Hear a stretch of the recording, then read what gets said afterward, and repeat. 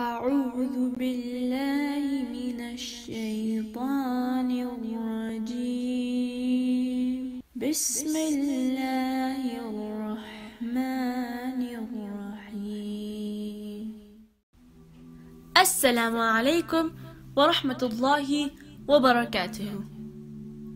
Today, I'll be talking about the month of Safar. Safar is the second month in the lunar Hijri calendar, after Muharram. The Arabic word Safar means empty or vacant.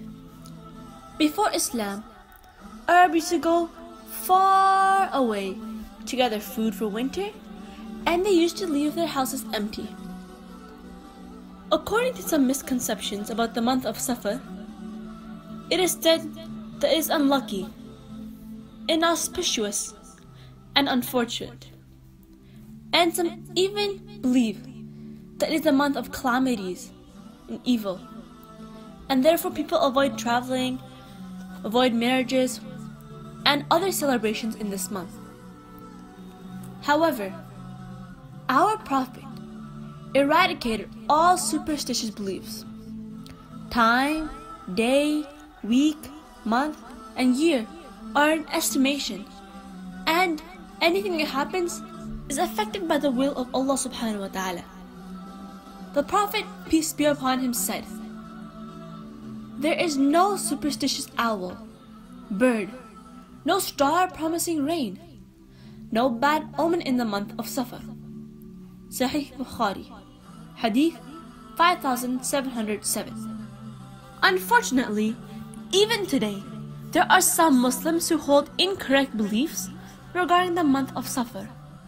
For example, some believe that marriage performed in this month will not be successful. Some other examples are that some people believe that the 1st to the 30th of Safar are unlucky and evil.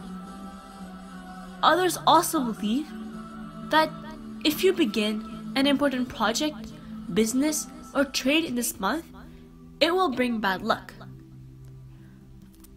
Furthermore, others believe that this month of Safar is full of misfortune and calamities, and others distribute lots of food and money in this month, so that they are supposedly saved from the bad luck befalling them on this month.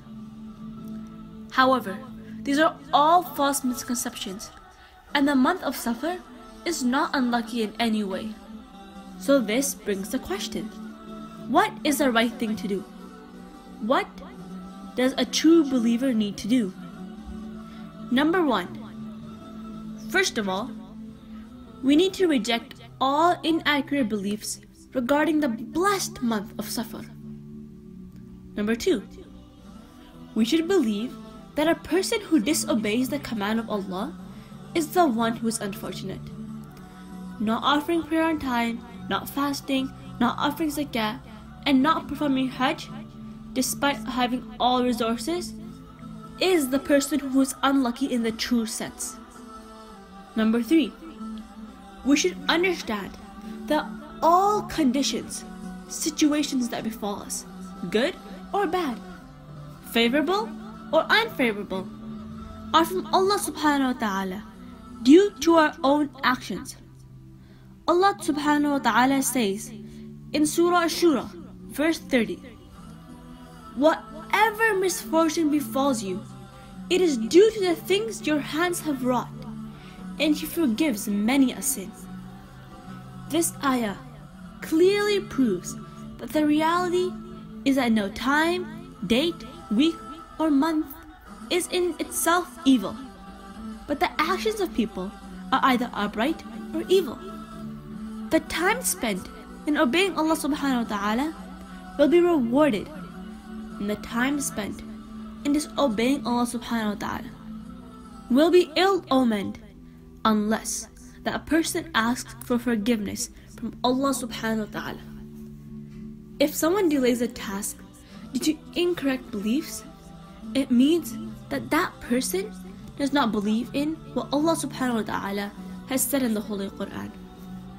We, as true believers, need to understand the book sent by Allah subhanahu wa ta'ala for our guidance.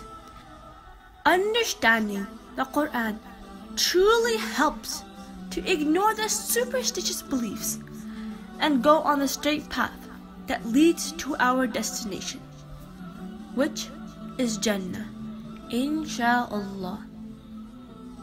This is all about the month of Safar, its misconceptions, and what we can do to be a good Muslim in this month.